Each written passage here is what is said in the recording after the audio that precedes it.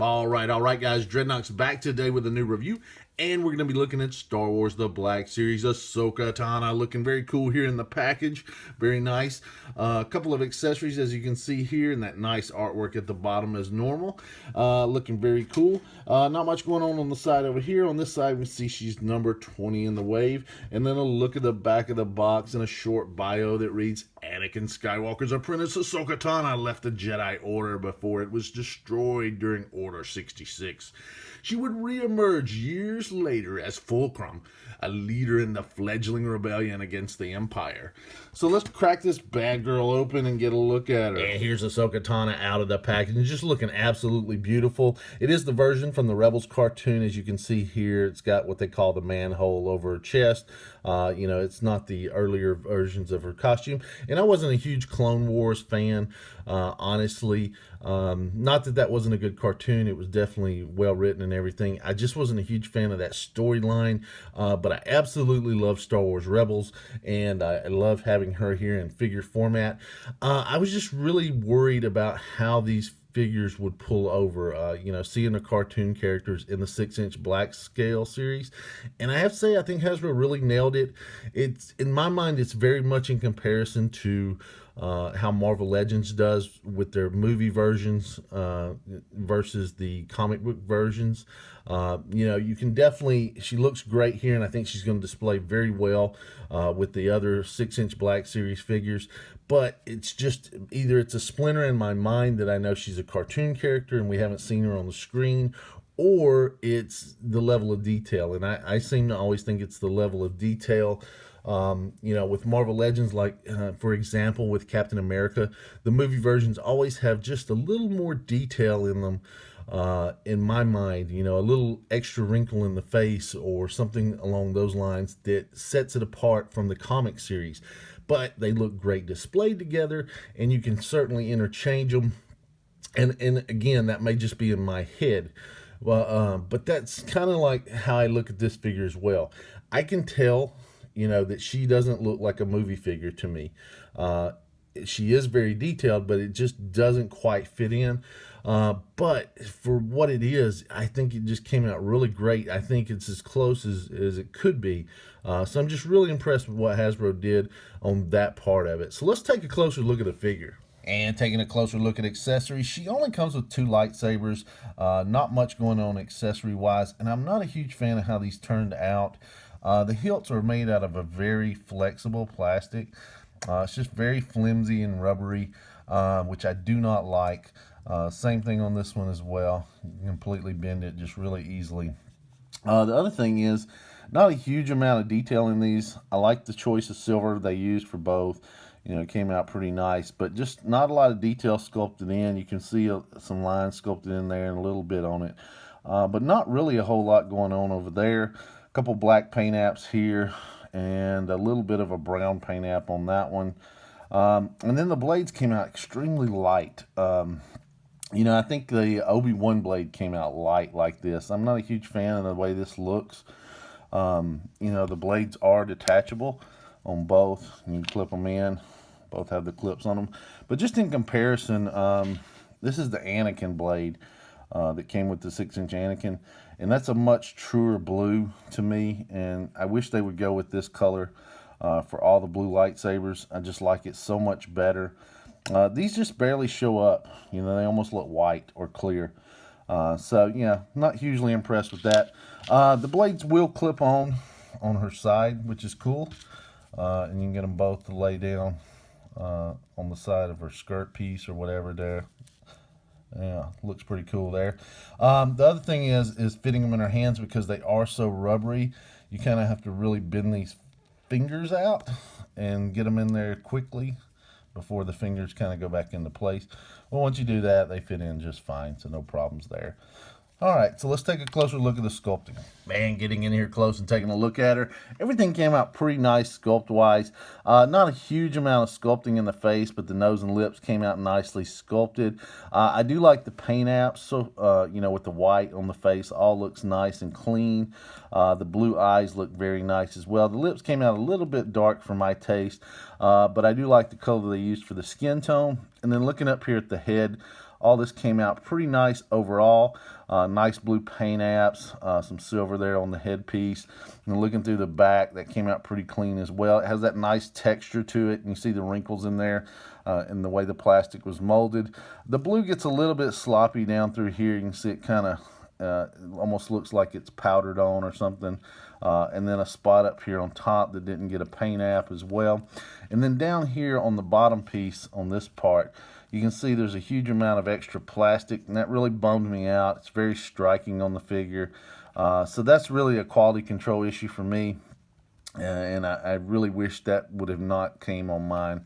There's also some sloppiness around with the paint just on the off of this around the bottom of the face there. You can see that on both sides really. A little bit on this side as well, which I'm not sure if it's supposed to be there like that. It doesn't look like it. Also, the paint on this piece does rub off and chip off. I find it on her chest quite often. And you can see some white paint got here. I'll have to get an X-Acto or something and get that off. But overall, it looks pretty nice on that head sculpt. Looking down through the chest, I'm going to turn her head a little bit. Nice silver paint apps around what they call the manhole cover or whatever. Nice orange and yellow paint apps down here as well. Nicely sculpted. It's got the chest, the line that's kind of sculpted in there. It's kind of hard to tell, but there you go. You can kind of see, how it's sculpted different from the top to the bottom. Nice green or greenish brown used for the gloves or the arm pieces, and then the main part of the costume as well. Nice wrinkles sculpted in all the way around on the back and on the front, just all looking really, really nice overall. Some more of those yellow paint apps down through here, and then kind of a bronzish or brownish silver used on this piece, and I think that came out pretty nice. And then some brown, down through here as well. The hands are nicely sculpted. Same thing going on over here on this side. And then the skirt piece, I just think is one of the best pieces on the figure. It just came out so nice. Lots of nice detail in there. The brown of the belt, the silver ring, nicely painted. It needs a little more sculpt definition in it, but it is somewhat there. But I like the silver paint apps around the edges here. All came out nice. You can see that texture sculpted in. And this is a very soft plastic on both these sides as well, and that same detail sculpted in, looking very nice. The hooks even have the silver paint apps, and then through the back here, through her butt, just nicely sculpted. All really, really nice. More brown up here, and you can see some rivets and stuff painted on as well with the silver paint apps. And then a nice use of cloth goods down through here just for this bottom piece only. And I like the texture on the skirt, just comes out really nice. You can pull that up, not much going on underneath there or back here. You can just see those joints. The legs are nicely sculpted as well. I think she has that definite female definition. Just really came out sexy, looking really nice overall. Lots of nice wrinkles sculpted in here for the top part. A little bit of paint rub here. I actually thought it was dry brushing at first, but it seems to be only on this leg, so I don't think it's dry brushing or intentional. Just a little bit of that brown paint that we use, or they used on the knee pads there. Knee pads looking very nice through the boots. That same tan or brown that you see on the pads all the way through. Nice wrinkles sculpted in there on the boots as well. And just kind of an olive drab or light green used all the way through the boots. Some peg holes down here at the bottom of the feet. So yeah, overall just really nice sculpting on it. Just a couple of quality control issues really. And taking a closer look at articulation, not much going on with the head. It is very limited by these parts on the front and back. You can only get it to move up and down about that far. So just really limited. You can rotate it around, but it is limited as well by this piece on the back. So you just kind of have to force it, and not much going on in pivot either on that. So just very limited range of movement for the head. The arms do move up a great amount. Move it up like so. It's only hindered by the top piece of this glove part. It has the single jointed elbow that does swivel around, and the arm does rotate all the way around. Has the wrists that do swivel. And they do hinge down like so and up like so. And actually, I think the other one has the roll of the dice. Yes, it hinges down like so and up like so, so that's very cool. It doesn't have like an waist rotation down here. It has that range of movement on the abdomen, which allows her to pivot from side to side, allows it to crunch. Let's see, about that much, which looks funky if you see down through there, and then it can move back quite a good amount as well. So you get that in there with that, but like I said, it looks very funky when it moves forward, and then rotates around just fine on that. As far as the hips, they are hindered by the skirt piece, but you can get them out about that far. She will kick forward a nice amount. It does kick back a decent amount as well. Has double jointed knees like so. It does have upper leg rotation, and I'll try and move that, yeah, where you can see it. Upper leg rotation up there.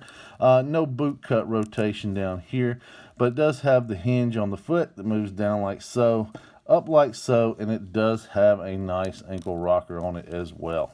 And here's our Ahsoka compared to a couple other female characters from the Black Series, with Rey over here on the left and Leia over here on the right. And as we know, Leia is kind of on the smaller scale of things. As one of the major complaints when she came out. I do think she scales okay here with Rey, but you can definitely tell the difference in the body mold. And this is one of the things that I speak to with the way, cartoon figures or comic figures are in comparison to real world figures. And you can see they just don't quite match up. It could be the build of the body, sure, but just the massiveness. Rey almost looks pudgy in comparison to here, but yet, in comparison to male figures, she does not look so at all. She's measuring in at right at 6 inches tall to the top of her headpiece there, so quite a tall figure. And here she is in comparison to a couple versions of her old master. We've got the Walgreens exclusive custom painted Vader over here on the right, and Anakin over here on the left, and I think she scales pretty well with Anakin. And lastly, here she is in comparison to another alien female warrior with Gamora from the Marvel Legends box set over here on the left. And for something more recent, Kylo Ren from the Black Series from The Force Awakens over here on the right. And wrapping up real quickly, overall I got to say I didn't have high expectations when I first heard that Hasbro was going to start giving us the cartoon characters in 6-inch Black Series scale. But I have to say it exceeded my expectations there, which were pretty low. But I think Hasbro delivered. I think the figure came out very nice, nicely sculpted, a lot of nice detail in there, and I think they really delivered overall. I did have a few issues, mostly with quality control issues with the extra plastic here on the head and a few paint apps throughout the figure. Not a huge fan of the lightsabers, but they just weren't, what I expected or the quality that I think they should be up to. But overall, I have to say, even with that said, I really like the figure, and I like how she turned out. I'm glad to have her in my collection, and I definitely recommend the figure as a buy. Definitely cool to have her pose with some original trilogy characters, and then from some of the other stuff with like The Force Awakens as well. So definitely, if you can find this figure, definitely snatch her up. I think it's going to be one of those that is definitely going to be well sought after. There's a lot of love for this character, especially from the Clone Wars cartoon. And now from Rebels. So if you see her in the wild, you definitely want to snag it up, because this one's probably going to be hard to find down the road. So I hope you guys enjoyed the review. If so, please give me a big thumbs up. Facebook, Twitter, Toy Art, links in the description below as always. Thank you guys so much for watching. Please subscribe, and we'll see you soon.